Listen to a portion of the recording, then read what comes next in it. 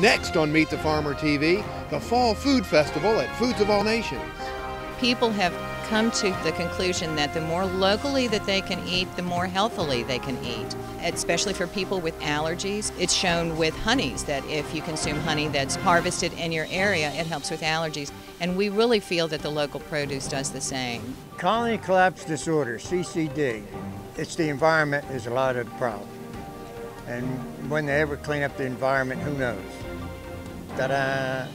This program is a production of Meet the Farmer TV, LLC, in association with Planet Earth Diversified, Melly Productions, and Leslie P. Jenkins Photography and Graphic Design. Meet the Farmer TV is made possible by Culpeper Media Network, helping to preserve the agricultural history of Virginia. And In the Kitchen magazine, serving the community and everyone who loves good food. Today on Meet the Farmer TV, we go to Foods of All Nations, where twice a year they have a spring and a fall food festival. Let's talk to the manager, Janet, and find out what's going on. We're in front of Foods of All Nations right now. We're having our Fall Food Festival. And that involves more than 20 vendors who set up, do samplings, show off their wares, come in and meet our customers so that they can try things that they may not have tried in the past because they really weren't sure what it was. We have two every year. We celebrate spring and fall, and the Fall Festival is more comfort food. In the spring we get a lot of new produce, new local produce as it comes in, and some of the lighter varieties of foods at Foods of All Nations. But in the fall, it's comfort yourself. You know, nice glass of wine, some beautiful cheeses. Stop by the deli. Peanut soup. I mean, can you get more comforting than that? It's a wonderful thing. Oh, Virginia products everywhere. They are so diverse that I think people are finding it hard to realize just how diverse Virginia products are right now. They usually think of peanuts and that's about it, but that only begins to cover what they do. The Virginia's Finest started when Richmond started the Virginia Finest program, where the best of what's produced in Virginia actually gets their seal of approval. They have a food show every year featuring only those products. The organics we've been getting into a bit at a time as they become more available and cost-friendly to our consumers. At the beginning, organics were just out of sight for most people, but now we found that even families with children can afford to eat organically. Henley's Orchard is being represented, I think, by 7 different varieties of apples. The farm at Red Hill is here showing off their salsas, tzatziki, different dips, and they always do a beautiful job. They've been very much involved in this from the beginning. And we have ciders this year from Showalter's Farms that were provided by Standard Produce. Oh, new today, we have Wade's Mill doing grits and cheese. You don't get much more southern than that. And Edwards Hams and Country Sausages has a wonderful setup in the back. And they've not been with us before, so we were very excited about that. Retail Relay has been a remarkable asset to the store. They have set up a program where you can shop online. They do the shopping for you, bag it, and you pick it up at a location that's convenient for you. Wonderful group of people, very dedicated to what they're doing, and they've been doing a beautiful job in the community. Oh, as different stores were being asked whether or not they should be involved in Retail Relay, they were calling to ask us what we thought of the program. We couldn't give them anything but positive feedback. They've been wonderful. The staff is very congenial, very talented, very enthusiastic, and do a beautiful job with their work. Well, here at Foods of All Nations, year-round, we always have some sort of local produce. In the winters, we get all the root vegetables. The spring is just abundant with greens and the beginnings of tomatoes, the peaches. And I think people have come to the conclusion that the more locally that they can eat, the more healthily they can eat. Especially for people with allergies, it's shown with honeys that if you consume honey that's harvested in your area, it helps with allergies. And we really feel that the local produce does the same. These are the things that are in your environment that your body has become accustomed to, and because of that, of course they're going to be much healthier for you. And I think people are more interested in keeping the small farmers in business, those people who are venturing into new areas. that they know that they can market their product because it's coming to you fresh. This is not going to be prepackaged. It's going to come straight from the farm right into your home. We have quite a few of our vendors who provide us with goods all through the year. Henley's Orchard is one. As each new fruit crop comes in, we get the best of his fresh and local products. The farm at Red Hill grows everything that they produce and use it in their salsas and dips. We have a wonderful organization from Showalters who does a local cider in the fall, and that usually can produce enough to be pretty readily available all through the year.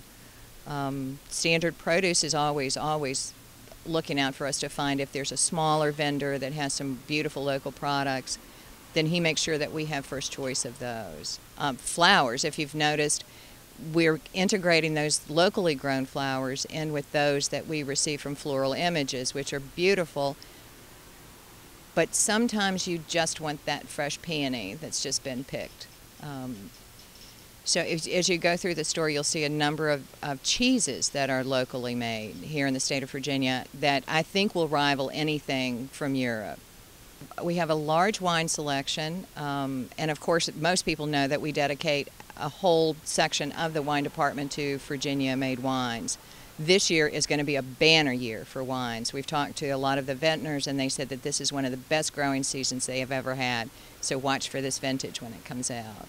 Foods of All Nations opened its doors almost 55 years ago. It was owned and operated by the King family for a number of years. It's now held by stockholders, all locals. The store has seen 4 to 5 generations in and out the doors. So that the children that I met 14 years ago are now bringing in their children. So it's very family oriented, very much geared towards those people who want to feel comfortable when they're shopping, that know that they can come in, know who's waiting on them, who's checking them out, who's making their sandwich, who just cut that slice of steak for them. And I think that's important as the stores get larger and larger and more impersonal, that people can actually come here and know who they're shopping with and where their products are coming from. And that's been a cornerstone of the business since it opened. Foods of All Nations tries to bring the local community in our doors all through the year, from the Christmas wreaths that are hand-tied by one of our beautiful local vendors to Sandy Motley, who does Sandy's pecans that we have year-round in the store. You'll never walk in this door without seeing some sort of local fruit or vegetable. Now, an important part of Foods of All Nations is it's a small, family-owned operation, just like the local farmers that they're featuring in their store. So let's talk to one of the family members, Betty King Hutchinson, and find out about the history of Foods of All Nations. Dad had a store, a little store, so he couldn't really afford to buy Norwegian food, like one of Mom's favorites, fish balls. And they're not fish testicles, they're, actually it's cod, and it's made into little spheres, and you cook them with white sauce. You would ask for it, and people would look at you like you're crazy. Anyway, he couldn't afford out of the family's budget, so he would put it into the store's budget, and then bring it home, like a can of it, and put it in the inventory of the store, and he was able to buy, bring home a can of whatever she wanted. The Norwegian stuff, I have to admit, was a little weird. And then Aunt Peggy would ask him to get, like, bangers. Bangers and mash is one of England's favorites. It's a special sausage with mashed potatoes. And, I mean, they serve pork and beans with breakfast, strange people. But anyway, you couldn't get bangers here. So he would have them flown in and put into the store, and then she could buy a box if she needed them. And then English people like their toffee, so plus a lot of people would come in and see it on the shelf, and can you get this French food for me? Can you get this German food for me? So that's how Foods Foundation started. Now that we found out about a local family-owned food store, let's find out about their farmers and vendors supplying them and participating in this fall food festival. Hi, how are you? This is pasta Valenti. It's a tomato basil fettuccine. It's made here in Charlottesville. It's all natural. It's also a vegan pasta. There are no animal fats in the pasta. It cooks in 3 to 4 minutes in salted boiling water. The flavor is actually in the pasta. So it's got tomato and basil. And then we do spinach pastas, we do mushroom pastas, red pepper pastas, all different kinds of pastas. And most of our pastas are vegan. I'm Marianne Valenti, and I'm here at Foods of All Nations, one of our first accounts over 25 years ago. Ironically, after my mother started the company, she found out that Thomas Jefferson brought the first pasta machine to the New World. When he was in northern Italy looking at all the Palladio architecture, he was fascinated by the pasta machines. So he sent his secretary down to Naples. They procured it and had it shipped to Monticello, where it operated for about 2 years. It was my grandmother's recipe from Italy.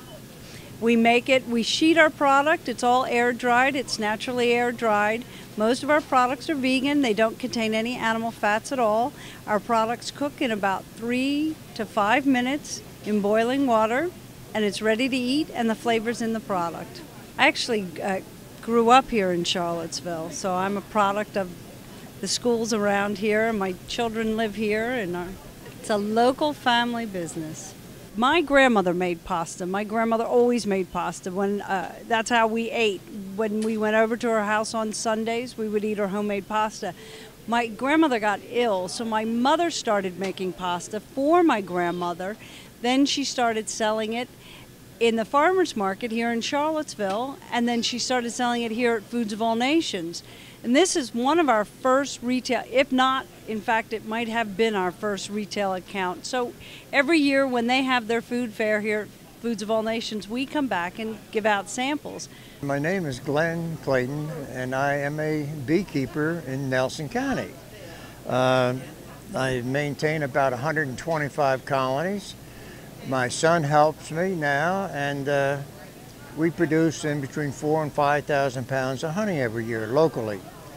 Our biggest crop is the sourwood, which is produced last week in June and the first 2 weeks of July. And it's what we call the Cadillac of the honeys.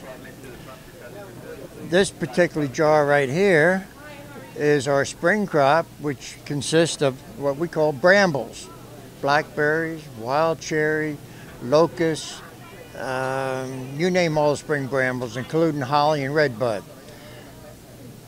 This honey here is a little bit darker in color, and it has a lot of tulip poplar in it, and it's more pungent. It's got a much better flavor, especially for baking. If you bake a lot of bread products, that's where you want to use that darker honey. You take your spring honey, matter of fact, you take any of your honeys. If you buy local honey, believe it or not, within a 100-mile radius of where you reside, it is good for allergies. Now, I can't tell you that medically, but it is good for allergies. I had a lot of people keep coming back, repeat customers buying honey for their allergies. Take a tablespoon every day, year-round, and you should not have any major allergy problems. No guarantees, but it should help. Colony collapse disorder, CCD. We just came back from Boone, North Carolina for a bee meeting. The Eastern Apiculture Society of United States has their annual meeting. This year is in Boone. And all the professionals, when I say professionals, I'm talking about doctors, lawyers, Indian chiefs, all of them sitting up on the stage. They could not tell us what is causing CCD. It could be this, it could be that. It could be a combination of this or a combination of that, and they really don't know. And it's the environment is a lot of the problem. And when they ever clean up the environment, who knows? Ta-da! Last year I lost about 80% of my colonies. I run, like I said, I run about 100 to 125 colonies, and when you hit into 80%, at about $65 a box to replace them, plus the equipment, that runs in, that gets very deep into your pocket. And you do many years doing that, you're out of business. You just can't afford to keep going with it. But this year was a poor year. I might as well cry. Boo-hoo. This year was a poor year. We had a wet spring, we had a dry summer, and the bees don't make honey when it works that way. We normally produce in between 4,000 to 6,000 pounds of honey every year in Nelson, Albemarle, Amherst counties. Well, some of the bees I have up in Albemarle County, and I even got bees over in Rockbridge County.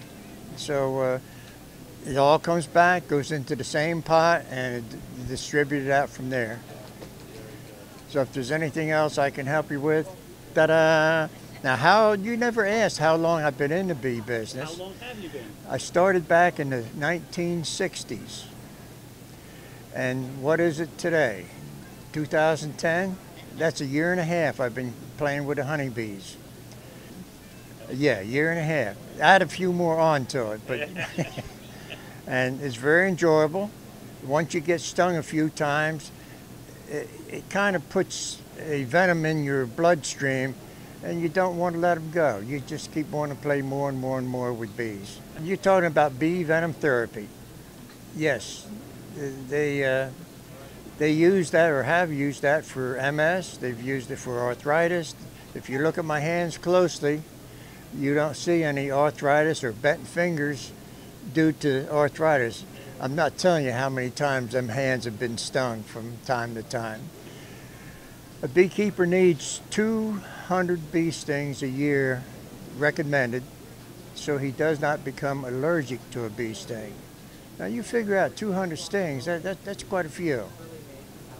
But they're enjoyable. I don't mind a bee sting. They hurt like the devil when they first happen, but they're gone normally in a few minutes, this sting is. So I'm about filled up. I can't give you any more information. CCD, when you find out what the cause of it is, please let me know. You know, you come out, they come out with, it could be cell phones. It could be the contrails from aircraft. The government is seeding them, you know. And you could go on and on and on with different theories what is causing CCD. A lot of it is your environment, or most of it's your environment, with the different chemicals that are being used and so forth. And they can't pinpoint it on one item. It's a combination that builds up and all of a sudden they just collapse and gone. Well, I'm Ernie Detbarn, and I make salsa. It's not a full-time job yet. I am currently still in the bond business, but I hope it becomes full-time soon. It's a product I've been making for about 25 years and serving it to friends, taking it to parties, giving it away to relatives. And everybody who tried it told me that I was stupid not to sell it. So about a year and a half ago, I began to sell it. And it's here in Food of All Nations in Charlottesville. It's in all of the Harris Teeter stores in Virginia and D.C. It's in all of the Mid-Atlantic Whole Food stores. It's in all the Mid-Atlantic Kroger stores. It's in all of the Bloom stores. And it's in probably 5 or 10 different specialty stores around Virginia, including Elwood Thompson's and Libby Marketplace in Richmond. But it's an all-natural product.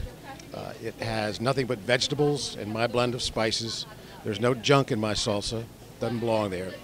And it was reviewed recently on the Supermarket Guru. A fellow by the name of Phil Lempert declared it a big hit. Gave it a score of 88. One of the local farmers that I've used is a fellow by the name of Aaron Black, and he grows peppers, all different varieties of peppers, habaneros, chili peppers. I use jalapeno peppers in my salsa, and I buy them from him. Usually buy them when they're nice and ruby red, late in the season. But he's done a fine job. Fine job. Yeah, my son and his wife rather have helped me in demonstrations such as this. My wife, who is at my immediate right, Michelle, comes along and helps in shows and helps do demos.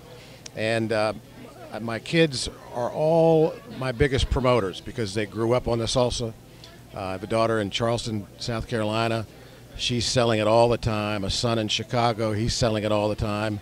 And another daughter in New York City who's a personal trainer, and she sells it to her clients. So, as a matter of fact, my 85-year-old mother even sells it. She lives up in St. Michael's, Maryland. But yeah, it is a family affair, and as I said before, we hope we can start doing it full time here soon. I am Stephen Lynch. I am the owner of Montebello Kitchens.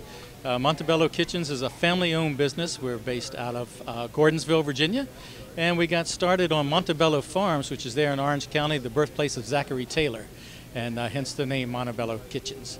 We now sell regionally. We sell our products up and down the East Coast, and just doing very well for us. We sell through specialty and organic food stores.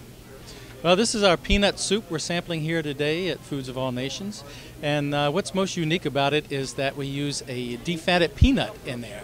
So the oils have been removed, but all the peanut flavor and the protein is still there. So very low in fat, very high in protein, so very nice and nutritious. And peanut soup is a very traditional Virginia dish. As I tell folks, when you go to Boston, you eat chowder. When you come to Virginia, you eat peanut soup. Just last month, we were serving our peanut soup at the U.S. House of Representatives and to the United States Senate. So we were very happy about that, really enjoyed that, and it was a big hit up there as well. And also when Queen Elizabeth was visiting Virginia for the 400th anniversary of Jamestown, she was giving our peanut soup as a gift of Virginia to take home with her. So we were very proud of that. If for locally, what we'd like to buy from local farmers, if we can find it, there's some local herbs. We use lots of herbs in our dressings and marinades. So we're always looking for fresh or dried herbs that we can use in there as well. I'm Don Stoneman, owner of Don's Best Sauce out of Ridgeway, Virginia. I've got a sauce here today. The only one I do is just this one, because it's a sauce for almost anything. It could be used on beef, chicken, pork, vegetables, seafood. Sauce for almost anything. Here I've got it with Polish sausage today.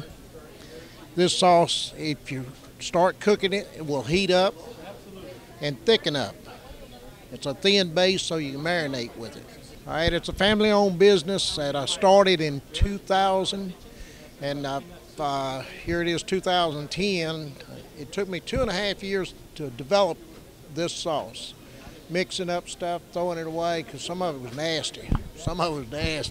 But I think I've got an excellent product now, and people will tell you I've got an excellent product. Foods of All Nations here has been great to me, and Mickey Tavern here locally has been great to me. Here at Foods of All Nations 2 or 3 times a year I come and do a demo for them, and we sell a bunch of products. Like today, we've already sold 20-some jars today, so that's a pretty good day for people just tasting it and walking right on out with the sauce. My name is Jane Riddick-Fries. I'm with Ferretts Peanuts. I'm one of the family members who, I'm the daughter of the people who started this in 1973. And so we do Virginia peanuts. Virginia peanuts are a type of peanut. They're known for their large size and their crunchy texture. Where we are from, we grow a lot of Virginia peanuts. The sandy soil along the coast there allows the peanut to grow to such a large size. So my family only selects the top 2%, which is the largest and the best of the crop. And then they are oil roasted in pure peanut oil. And our niche is we do salted peanuts, which is the most popular, but we also do a wasabi and a Cajun and a hickory smoked. The red skin peanut, which has its skin on it naturally, is a very popular one, as well as some trail mixes and snack mixes. So we've been doing this for 37 years. Well, we have our whole family that works there. My parents started it, and then my sister and I came back home in 2000 with our husbands. So all of us are there now, second generation, and hopefully the third generation will want to continue it. Because where we're from in Southampton County, we are known for our Virginia peanuts, and people are familiar with Virginia peanuts and are very supportive. We have a gift shop on Highway 58 that we sell our products, and so we get a lot of tourist traffic and people who are sending Virginia products back to family and friends, and places like Foods of All Nations who support Virginia products. And then they have a very worldly population here because they're supporting people from all over the country. So the specialty niche mom and pop stores is where we like to have our products. And Ferretts is the name of the company. It's actually a combination of our family members' last names. My sister and her husband's last name are Schaefer. My parents' last name is Riddick, and my husband and our last name is Freeze. So Ferretts. We definitely believe in small businesses, small family-owned businesses, which is what our country was founded on. And we believe in supporting agriculture. I'm very involved with the Department of Agriculture. We have a committee that supports small specialty food companies. And we think that they have a nice niche and they're doing things in a smaller environment. And so, yes. Totally believe in small companies. We're here today at the Foods of All Nations Food Festival, promoting RelayFoods.com. One of the greatest things about Relay is the selection of great local food that you can't really find anywhere else in one place. You have to go to 10 or 20 different places just to find the stuff you can find at Relay. And I love the fact that it's all one-stop shopping. I think you can't really find that anywhere else, and Relay has a great deal for that. I'm Richard Harrison, and we have the farm at Red Hill, which is about 6 miles south of Charlottesville. We're primarily a greenhouse operation, so we produce year-round tomatoes, peppers, cucumbers. We're really known for hot peppers. We grow the Jaloka pepper, which is currently the world's hottest pepper, and it's like we do European cucumbers. But out of that operation came salsa, because in August we can't really sell our greenhouse tomatoes, and I'm from Arizona, so we made salsa. So we currently supply about 50 stores with salsa, and we also do hummus, and we do tzatziki because we grow a lot of cucumbers, and we do a creamy dill, which is a sour cream base for your baked potato. And so we produce year-round. We distribute, market, and make our own. Well, I'm out here doing a demo today at Foods of All Nations, and like I say, so that's what we do. And our mission is to try to encourage other vendors and other small farmers that you can make a living without having 20 acres or 30 acres. We operate on 5 acres, and we make a substantial living on just 5 acres. We've been, very thankful because I get to spend time with my family, my wife. We always do the demos together. We harvest together. We get to spend lots of time together. So now that we've seen how a local family-owned food store is continuing to bring local food from local vendors here in Charlottesville, next on Meet the Farmer TV, Local Food for All, our local JABA takes EBT cards and creates tokens for the farmers market. EBT stands for Electronic Benefit Transfer. It's how SNAP beneficiaries, formerly food stamps program, can swipe their card and pay for food. I'm Michael Clark, your host for Meet the Farmer TV, thanking you for joining us for yet another episode of local food and a tough economy, but we're still bringing you the stories, and you can see local food and local farmers are still thriving in Central Virginia. This program is a production of Meet the Farmer TV, LLC, in association with Planet Earth Diversified, Melly Productions, and Leslie P. Jenkins Photography and Graphic Design. Meet the Farmer TV is made possible by Culpeper Media Network, helping to preserve the agricultural history of Virginia. And In the Kitchen magazine, serving the community and everyone who loves good food.